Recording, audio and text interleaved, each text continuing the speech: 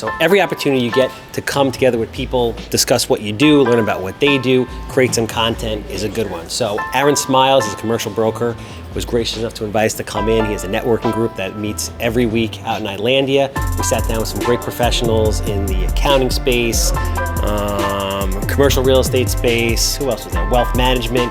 Very interesting people, had some great dialogue, talked about what we do, he talked about what they did, made some content, made some great friends, lots of great topics in this. Hope you guys enjoy. So I've been doing this for 6.5 years. Like I said, I flip anywhere from 70 to 110 houses a year, and we do big commercial development now also.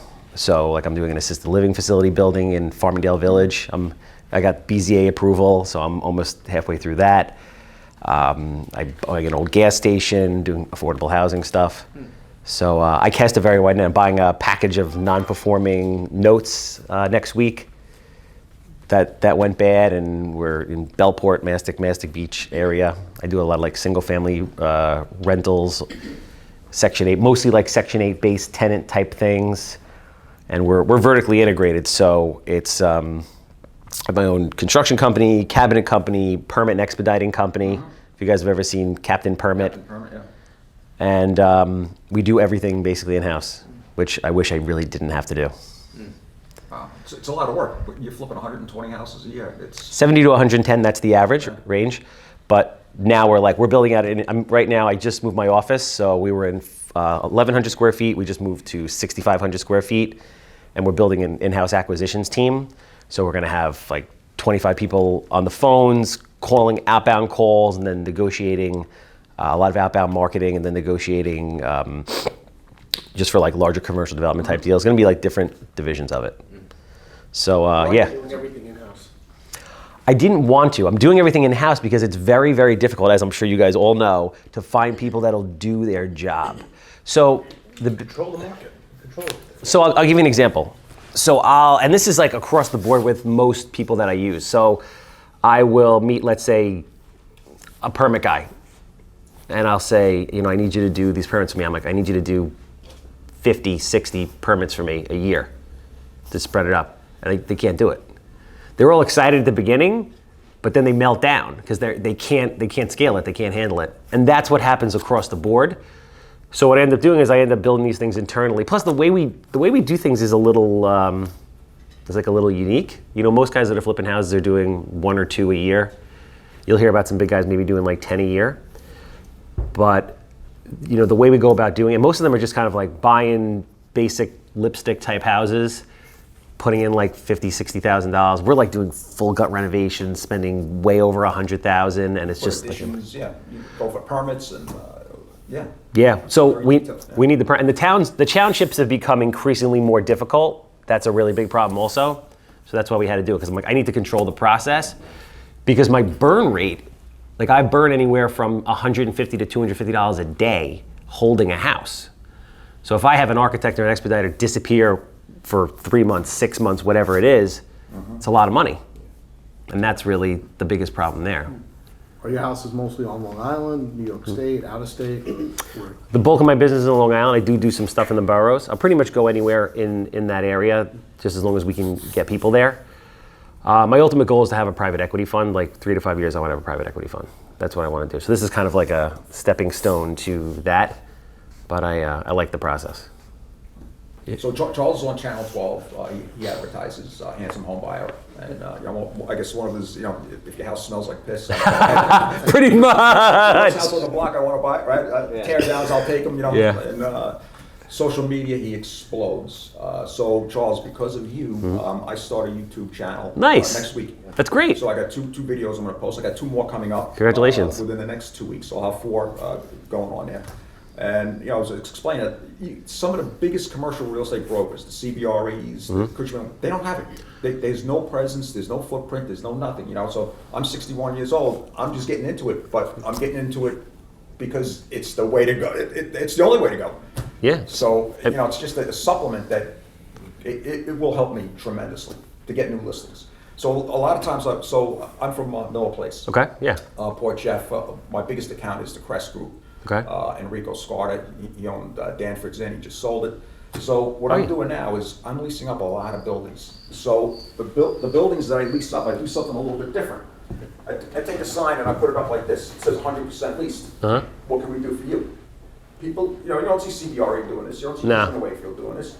People call them. Hey, Aaron, I got this building down the street. I saw your sign. Come take a look. Let me see. Tell me what you can do for me. And it works.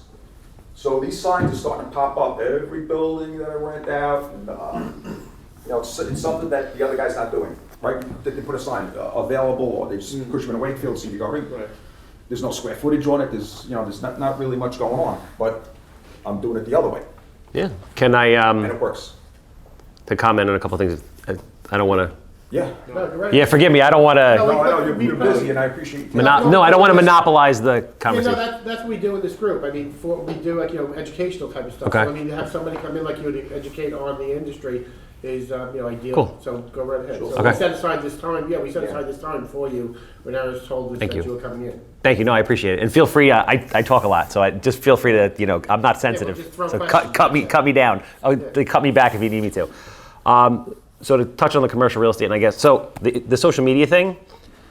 I've been doing the social media thing for about 4 years. So and social media, like if you're not, are you guys heavily on social media? To a certain yeah. Nope. Nobody really is. Very few people. I keep mentioning it to them, but they're It's an older crowd. It's a little bit like I had to dive into it. I got to do this, and I'm going to do it, and that's it. I'm doing it, and I'm not stopping. So it is a game changer. So I started out working with a camera guy half a day a week, and we would shoot a podcast, something called a vlog, which is like a 10-minute kind of mashup of my day and what's going on. We'd put out a bunch of 60-second clips which were educational. My business exploded. And then I hired Levy full time, so he works with me all day, every day. And now we have another 2 junior editors that started that work editing all day.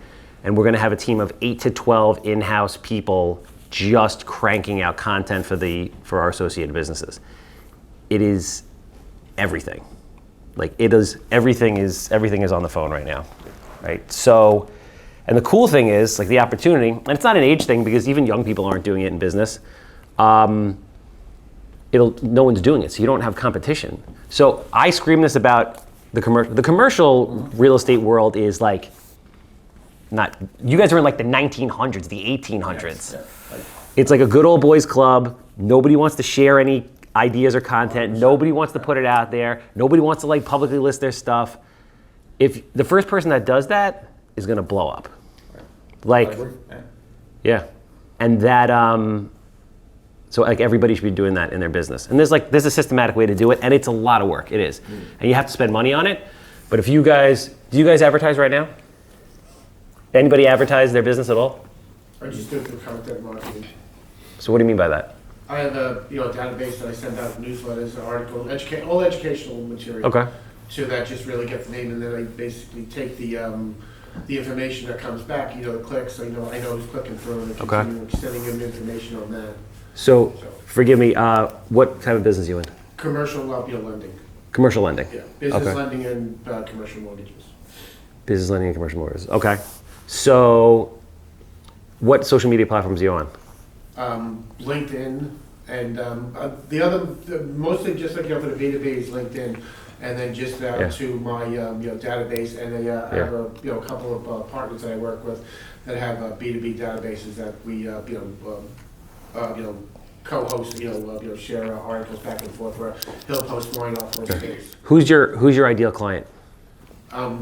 Any small, medium-sized business owner that needs anywhere from $100 to $10 million, and to finance anything, any growth in the business. Is it short-term or more long-term stuff? It's both. Could be a bridge loan, could go everything to with SBA loan, 30-year SBA. Okay, so somebody like yourself, you should 180% have a podcast. Right? You should be doing a weekly podcast with different business owners. They're sharing it on their pages. That will transform your business. That's just one thing. But the people that have businesses that need that kind of stuff are now of all ages and on all different platforms. So you can't just be on LinkedIn because most people like you, they'll just have LinkedIn, or they'll just have Facebook, or they'll just have Instagram. We're putting content, and we put content out across TikTok, Twitter, LinkedIn, Facebook, Instagram, YouTube, Snapchat. What am I missing, Levy? TikTok. And there's more, and we're not doing enough of it. And we put out 3 unique posts a day, one at 8, 12, and 5, and then we fill in during the day with like stories and more short-term type stuff. You concentrating on all educational type of information for content for the social media, or what are you actually including? So what do I do? So I do a mix of everything. So it's a lot of education. And it's basically like whatever's going on in my life or what we're experiencing or what people are asking me questions. I also have a text platform. So basically I'll put out a text number, and if you're anybody who's interested in learning about anything that I do, you can text me and it comes to this app on my phone. So it doesn't like blow up my phone. People don't have my regular number, but people ask me questions and stuff all the time.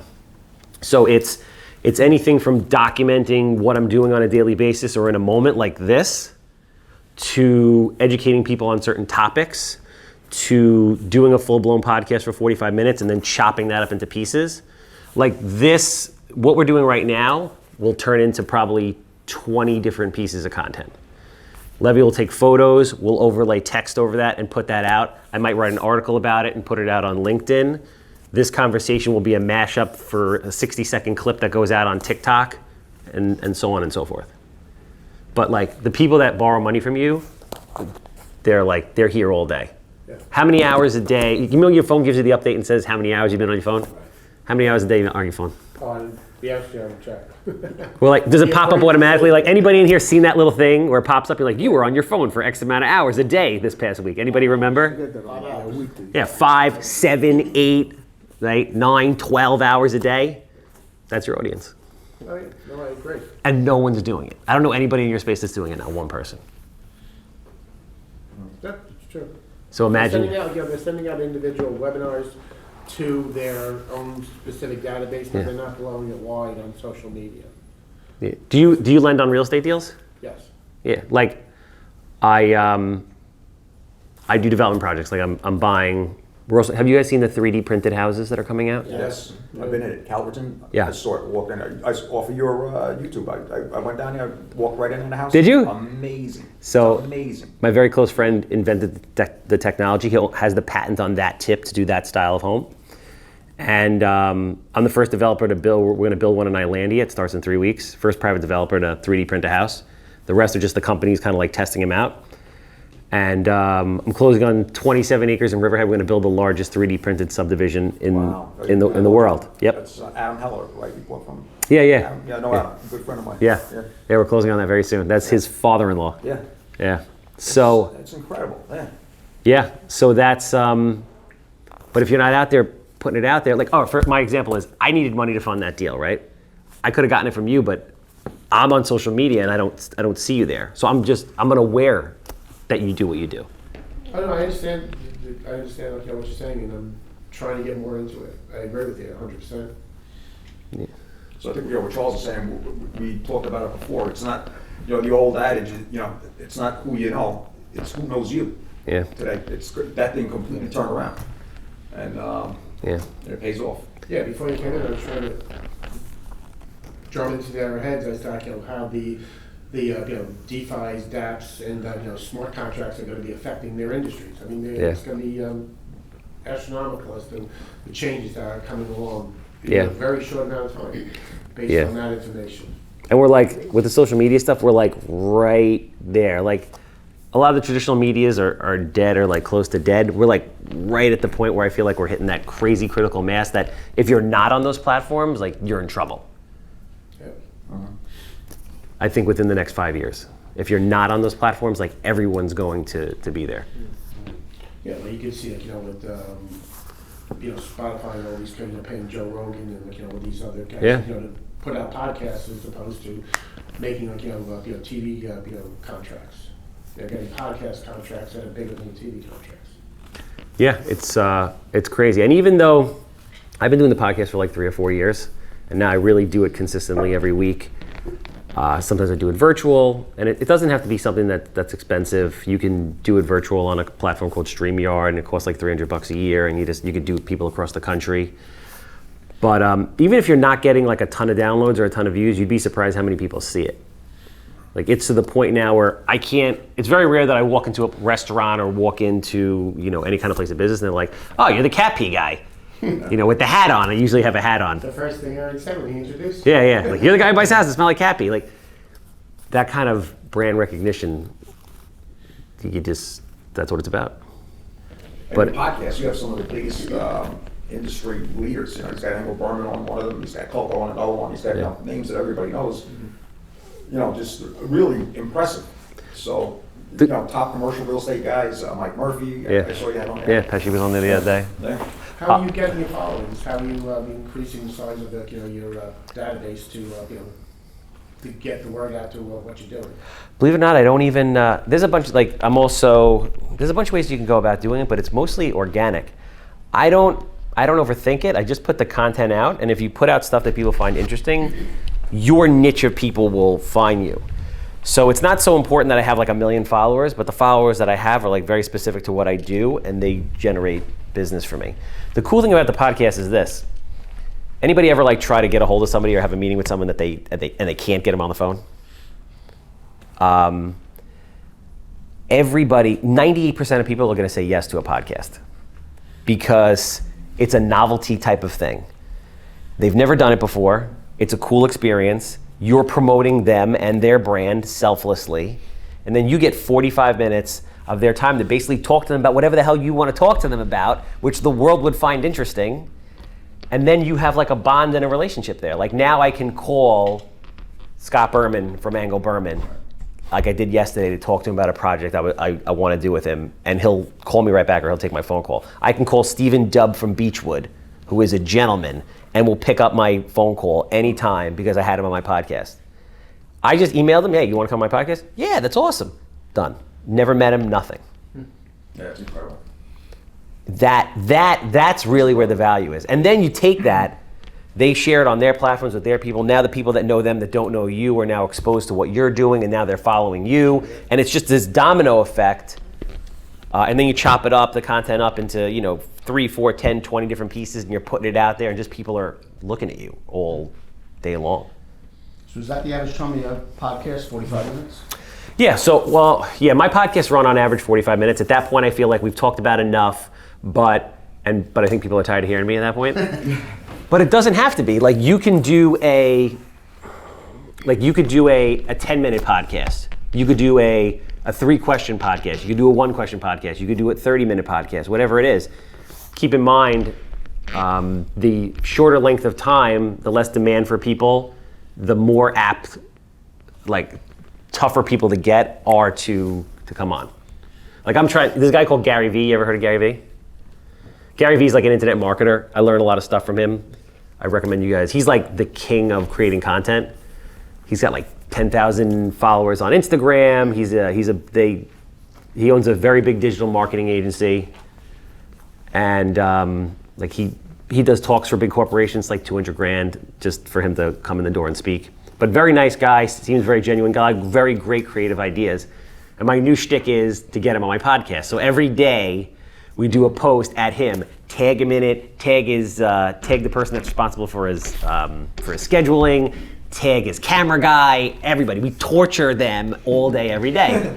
It's great. So we're at like day 38 now, and I'm gonna get him, but I felt like this is for me, even though probably a lot of people want to get him on the podcast. About a week ago, he says, you want to get The Rock on your podcast, you want to get Madonna on your podcast, come up with a 4-minute podcast, a 10-minute podcast, whatever it is. A lot of people will not have a problem jumping on to talk to you if they know it's going to be 4 minutes or 5 minutes and not an hour and a half because they don't have the time.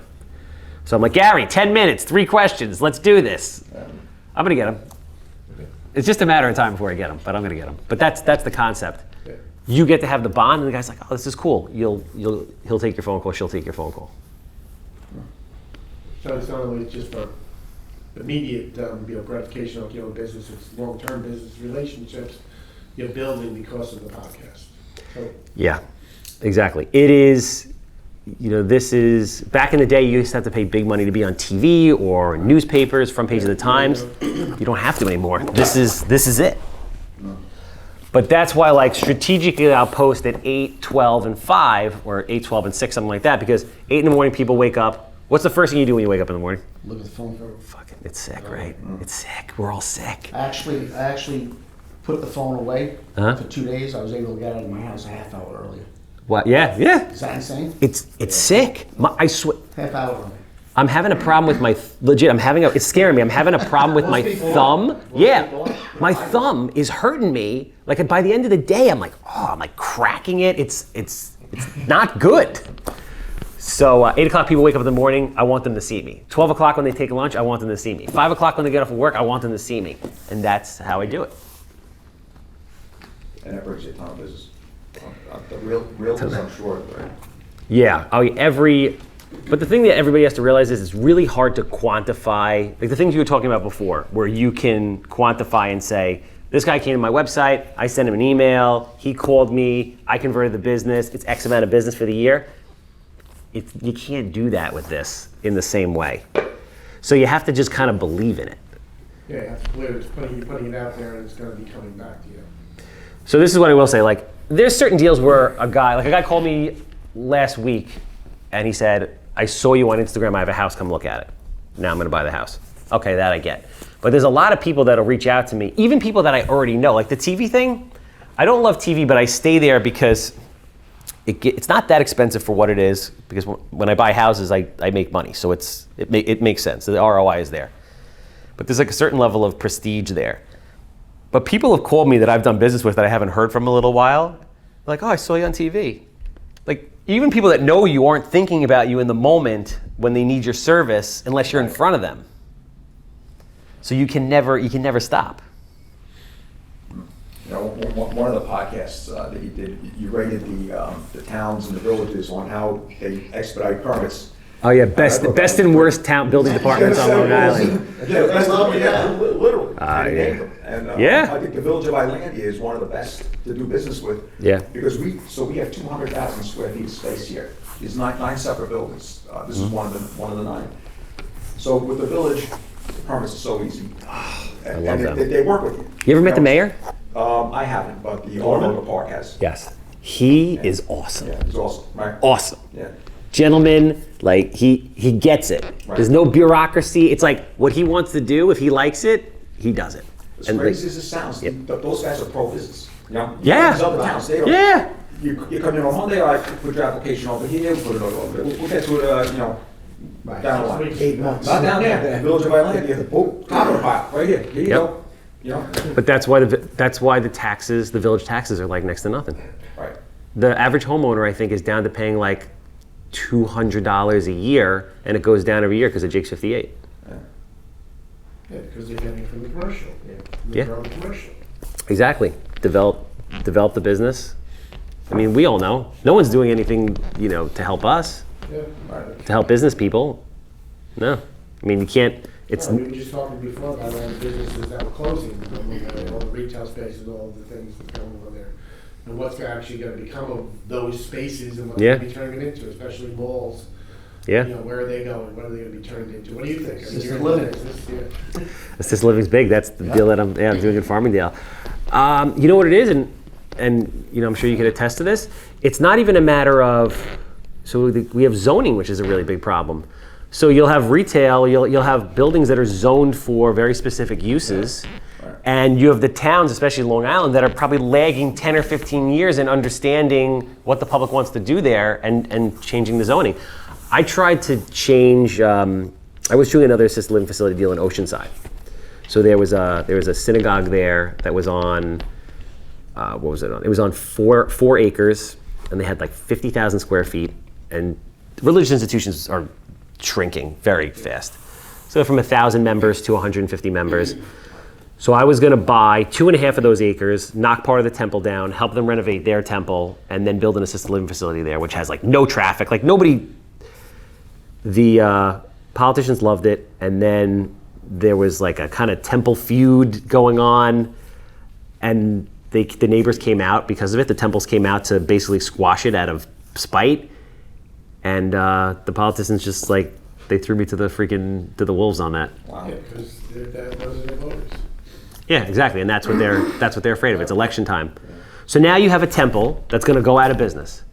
You're gonna have a rundown piece of shit building that is just falling apart, and it's in the books now that it can't be an assisted living facility.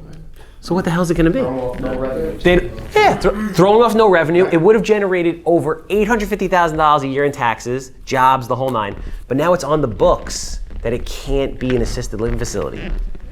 Like if they made an assisted living facility, I would have a case for a lawsuit saying you denied me, how can you allow them to do it? So now what is it gonna be? It's gonna rot there forever. Actually, you had an example down you were trying, that building that you were telling me about down south. That you were converting, that you converted over, and you ended up losing it because of it. But they were just so much more amenable to working with you. Oh, yeah. Basically, what On your project in Riverhead, Yes. you said 27, have you gotten the approvals on building the houses or So- anything? Or where far are you on that? So they just came out with the legislation that says it's as of right 25. So now we have to get the subdivision map approved, and then we can file and do the building permits. But the cool thing about Riverhead is my buddy's building the first 3D printed house there. They allowed that. So they're one of the better towns to work with? Riverhead's great. Riverhead's really great. Some are good, some are bad. Which is the worst? Yeah. Town of North Hempstead, by far. The worst place on planet Earth. I won't even buy a house there. Town of Hempstead is the second. Brookhaven is third. Brookhaven. They're awful. Brookhaven. It's awful, man. It is. It's bad. It's very bad. It's bad. They killed me on a piece of property years back. Yeah, I mean, the simple fact of the matter is the majority of the people that work in these places are relatives of people in politics, and it is not about doing a service. It's about taking care of your own people. And that's what it is. And I own a permit company, and it's impossible to get my own stuff done. It's very hard. So do you see yourself moving off the island and spreading further as you grow? I mean, you're going to be forced to go spread your tentacles beyond New York to find deals. Yeah. You think, or It depends. I guess it all depends on. So I want to do the private equity thing. So private equity will be, global. I want to. My goal is to do 200 houses next year, because for me, in my mind, if I can do 200 houses a year in New York in this climate, I feel that's like, for me, I feel like I was the best that ever played the game. Because to buy those kind of houses in a place like New York, like you could buy houses like that in like Texas and Tennessee. It's not the same. To try to do business like that in New York, I'm biased. I live here, but you guys know how hard it is to do everything. Everything. The prices are crazy. The taxes are high. The people are like tough. It makes sense. Permits, can't get permits. The legislation is like, municipalities. It's hard. It's very hard to do business here.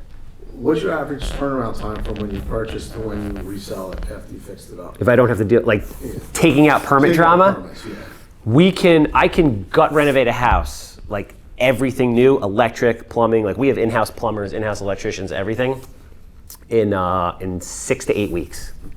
So 6 to 8 weeks goes from like cat pee and garbage to like perfection, or as perfect as a 1942 house could be.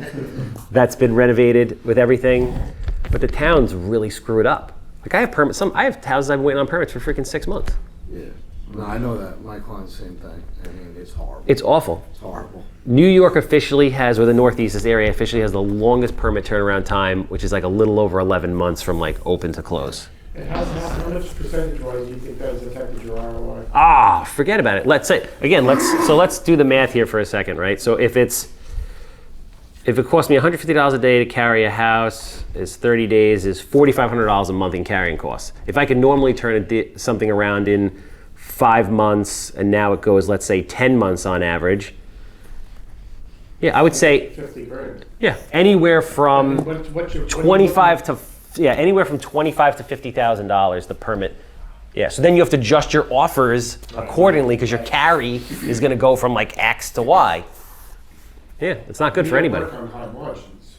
I wouldn't think that you work on high margins, do you? Or For us, it's a more volume-based business because we do that kind of stuff. I mean, good type deals pop up every once in a while. Like I hit singles consistently, and then when you're hitting singles, you know the deal. You'll hit a double, a triple, you hit a home run. I'm doing a lot more new construction now. The money's better in new construction, but it takes longer, and there's more risk in that. And Do you invest in other big projects? Like, would you invest in a $100 million project, $200 million project?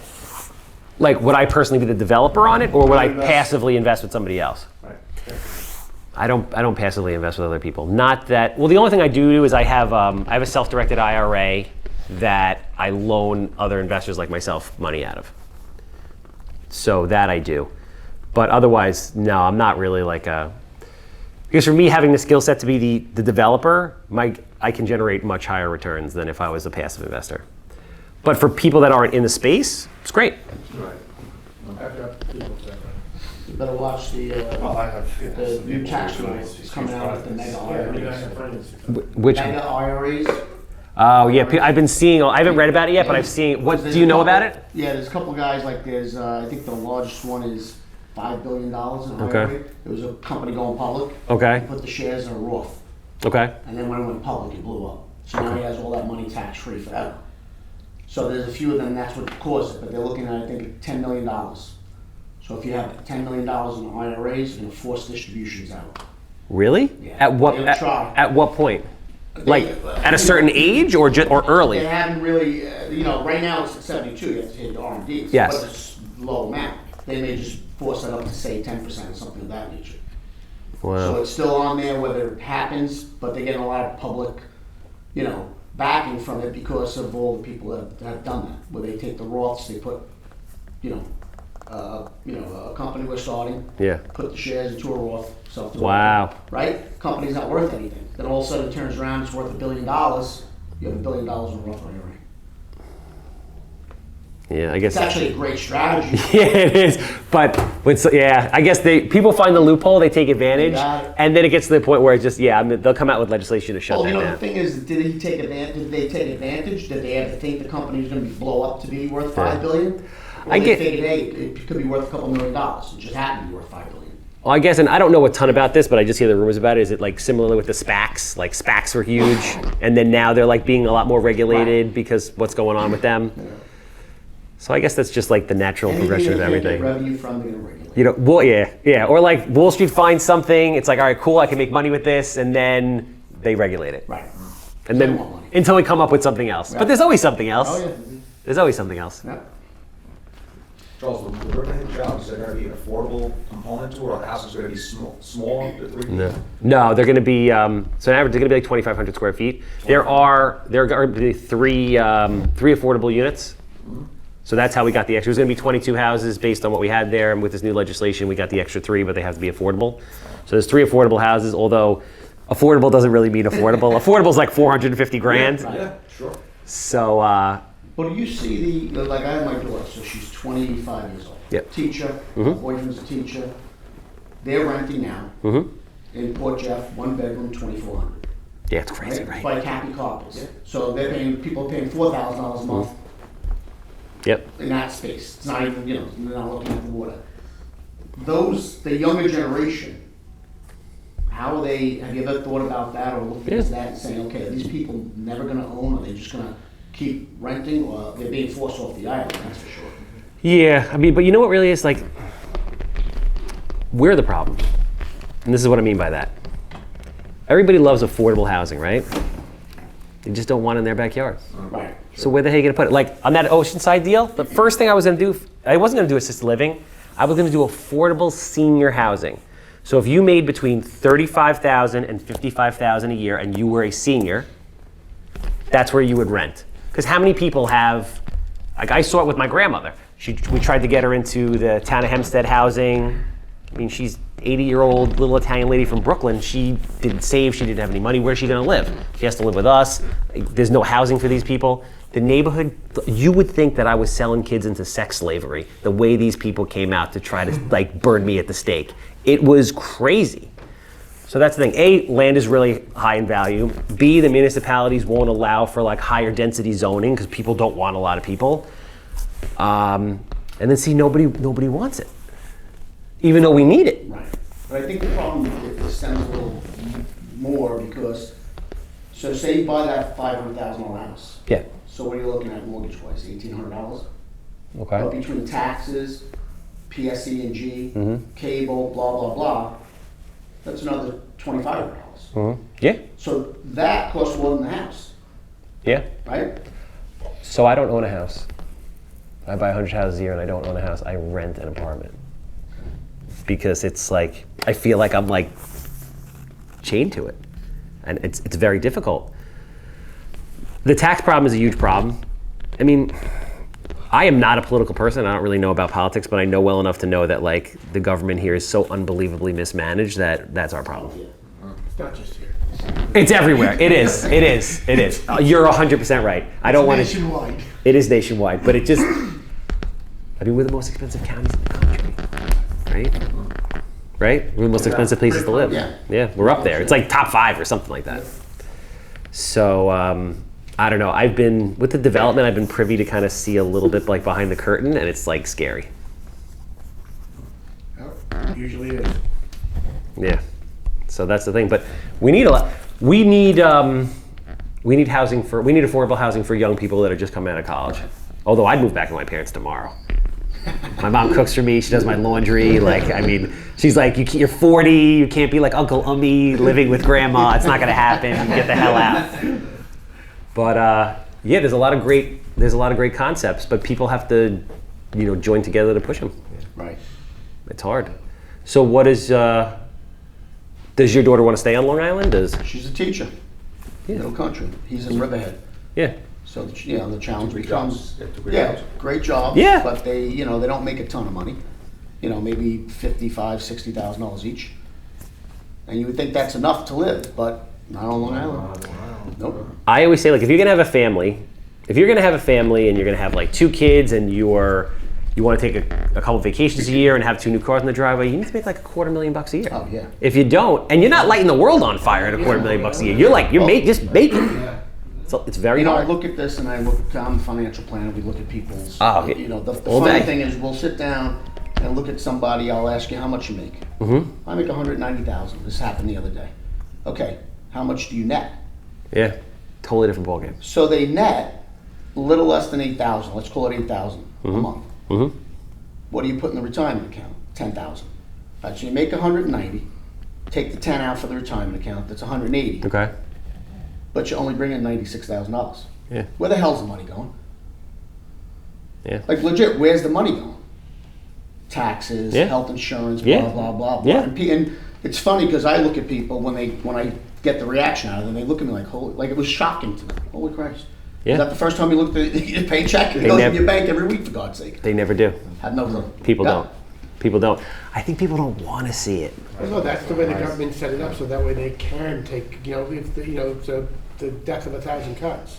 If you don't realize how much is actually, because they don't look at their paycheck. It comes out every month and they just, what goes into the bank, they go, okay, that's what I gotta live on.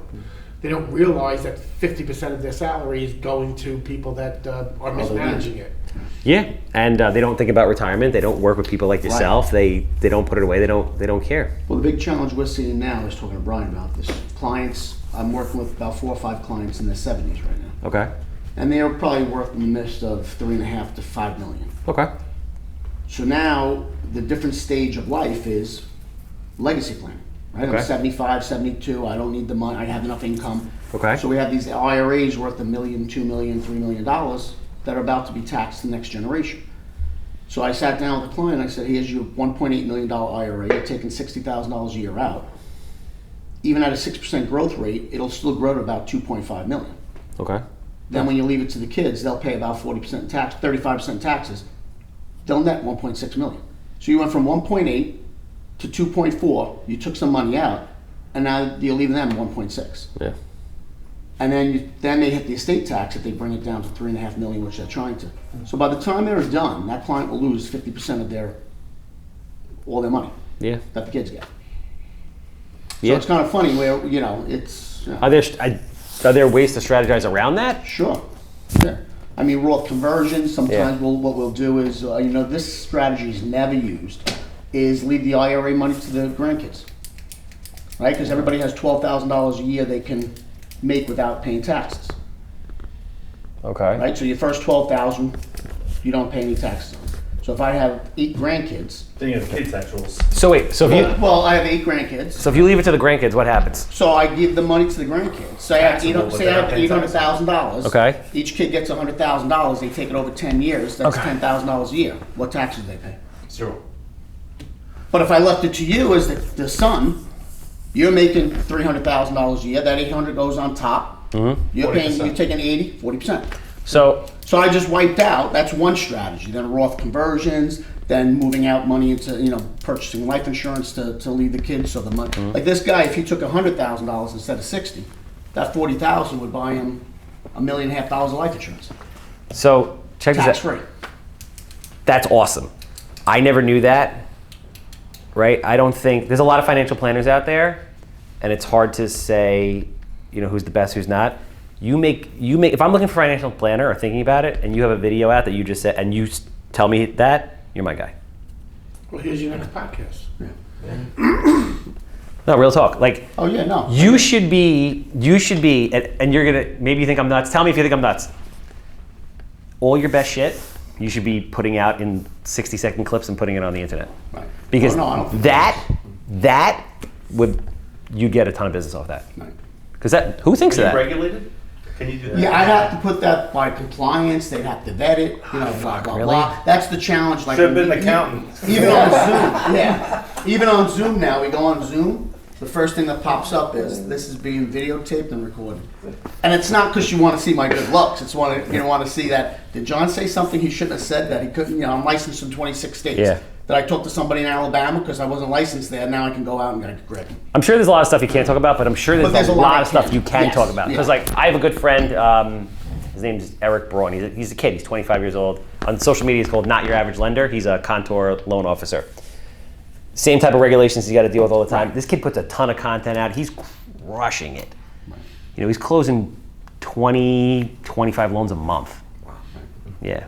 So, but that kind of stuff, like what you just said, if you put that out into the world, you're gonna get a ton of business because that was very cool. And in your world, people might know that, but like the rest of us, Yeah, no. nobody. I don't know that. Yeah. Yeah. I don't know that. And And that's we like talk about that. The biggest challenge is that you have 10 different advisors. The average person, accountants, attorneys, your auto, your investment, your this, your that. When's the last time the accountant spoke to the attorney? yeah, They don't. no. So you're developing this plan with 10, 12 different people around you that are helping you develop the plan, but they don't know what the hell the next guy's doing. Yeah. So what business do you know that works that way? Do you try to do you have a team? I'm sure you have a team of accountants and all that. Do you try to have your people use them because How many hours? because it makes sense. It makes We work together Me and Brian will almost be on every the day. phone talking about clients when they're not around because I talk to you. I know what the strategy is. Let me Yeah. pull the team in. Go do what you do best. Make money. Smart. Yeah. And most people, like you said, aren't going to understand what the hell we're talking about when we're in the room. Yeah. So then we'll figure it all out. We'll get back to you and say, okay, remember we talked about this? This is the strategy we're going to put in place. Everybody's on board. We're doing it. He's looking at it from a tax perspective. He's looking at it from a legal perspective. I'm looking at it from whatever, risk management perspective. Yeah. No, it's smart. It's Yeah. it's the way it should be And done. businesses, like we're talking about businesses. The next 10 years, Ah. 67% of all businesses will be transferred. Tra- Just oh, baby boomers. So they're Yeah. going to be sold to third parties, to family members, to partners. Yep. You know the tax revenue that's going to generate? And you could probably cut that in half like that. Should be putting out articles and videos all Oh, about yeah, that. yeah. But yeah, no, that Tons of succession planning we do. no, that's true. It makes sense. It makes sense. Charles, one question. So in your normal course of business, do you utilize the 1031 exchanges when you're buying and selling, flipping? Not in flipping, because so when you flip houses, you become a dealer of real estate. So I get essentially taxed the same way. It's there's no way I could do 1031s with the speed in which these things are happening. Sometimes I buy a house, I don't do anything to it, I put it back on the market, I blow it out right away. Sometimes I don't even necessarily have to take ownership of it. I can do an assignment and sell it to somebody else. Like the speed in which these things, the 1030, That's a real flip. Yeah. Yeah, You just sign the contract, yeah, the ones that I'll do 1031s are like the bigger commercial stuff, but the stuff I buy, I never sell. Yeah. Like the stuff I buy to hold on to, I have anywhere from, the bulk of my rental portfolio is like 1 to 10 unit buildings. like 50% single family homes. Believe it or not, those actually make the most money. Have you done cost segregation studies on all them? Yeah, a lot of people have been bringing cost segregation studies up lately. I don't know what it is, but like everyone's hitting me with that lately. You defer taxes, you won't pay any taxes. Yeah, Best that's strategy out there. You just keep doing it. Buy another one, buy another one, buy another one, buy another What one. do you look on a single unit, family home? okay. What are you looking to make a profit each month on that? So this is the way I structure it. So I do something called value add investing. So all I do is buy these things either trashed with like lower rents and things like that. So in probably like at the bare minimum, if I buy a house once renovated and refied out, I need to be making a minimum of 12% cash on cash return and have created 20% equity in that deal. Otherwise I won't take the deal. But there's many deals where I'm getting an infinite return and I have no money in the deal. So like I'll turn around, I just did one in Patchogue Village. So I'll turn around and I'll buy, I bought an 8-unit apartment building for, I think it was like $650 or $675, trashed. Put like $400,000 into it. The bank appraised it for 1.8. Refied me out at 1.2. I have $600,000 in equity and zero money in the deal. Right. And my debt service coverage, I think on that is like 1.5 because the taxes are super low out there, and it's a cash flowing animal with no money in it of my own personal money. The single families I tend to like leave a little bit more money in because the spreads aren't as good, but but sometimes they are. And the returns are always double digit. I get the tax benefits of it, and I always create equity 20, 25, 30% out of the gate. I mean, I bought a house in Patchogue Village for $70,000 with people in it that weren't paying. I ended up having a conversation. They became tenants. They were there for 4 years. I put $20,000 into the house. The bank appraised it for $250 at the time. That kind of stuff doesn't happen with with bigger buildings, but you can do that inexpensively in Suffolk County. Was the camera on when you talked to them? When you negotiated with them? Those are the early days. Let's talk. No, the tenants and people don't like the cameras. No, they don't like the cameras. But there's a lot of opportunity like that. You know, real estate's a great thing between the lending aspect, the investment aspect of it. But it takes a long time. Like I trained with a mentor for like 3.5 years before I ever did a real estate deal. You know, that's the big thing. Like, how many years did it take you to learn what you know? 30 years I'm in this business. Yeah. I'm still learning. And people think, every day. The average person thinks like, I can manage my retirement money. Yeah. Nah. Good luck. No. Yeah, it's a lot of work. Yeah. You put in a lot of work. But I would encourage all you guys to really get heavy duty on the social media. It'll change your business. A lot of people don't like what they look like on camera, feel like they don't know what to say, whatever it is. That's what editing's for. Just Photoshop. Yeah, but you know what it is? I don't even look at it. I do it and I don't care. Right. Because like the positives way outweigh the. You just got to get over. Once you cross over it, and a lot of people, anybody here feel that they're not that interesting. Like who's going to want to listen to what I have to talk about? Be honest. Yeah, I do. Yeah. But it's not. I'm sorry. What do you do? I sell benefits to their companies. Okay. Group health benefits. So everybody needs you. Oh, yeah. Literally, everybody it's needs you. constantly changing. The ideas and everything else are constantly changing in the marketplace. So you guys are very lucky because literally everybody needs you. Yeah. So everybody has to have some kind of an interest. But even in like the smallest, nichiest type of business, there's a group of people that think you're interesting. Everybody doesn't have to think you're interesting, but just that group of people that are going to give you business needs to. Some of the stuff that you presented to us, like changing in the industry changes and ideas that you have. Those are, most businesses don't know about. The No, they stuff that don't. you're coming They about. don't. Social media. Shame on me because I don't do any of this stuff. You gotta, and you know what? It doesn't really take that long. So Levy really works 4 million times harder than me. So Levy and I, we'll put out all that content seven days a week, and then we're putting out 4 YouTube videos a week, which are longer format, which he has to edit, and he's brilliant at it, and he does like this unbelievable artistic job. But I'll shoot with him running around and everything, let's say 6 hours a week, 5 hours a week. He'll edit for 35 hours a week. So if you guys set aside time, you could set aside, like, you get organized, set aside like 2 hours. You'll do a podcast, maybe 4 hours a week. You'll do a podcast for an hour. You'll go around, you'll visit a couple of your business clients, whatever it is, you'll put a vlog together. You'll come up with 10 educational videos that are 60 seconds, like, what's a Roth IRA, boom, how to avoid taxes, whatever, and just like little snippets. You can do it like 2 to 4 hours a week, and it'll generate you a ton of business. But it takes a little time. And you have to be diligent with it. You have to do it all the time. Good insights. So yeah, I hope so.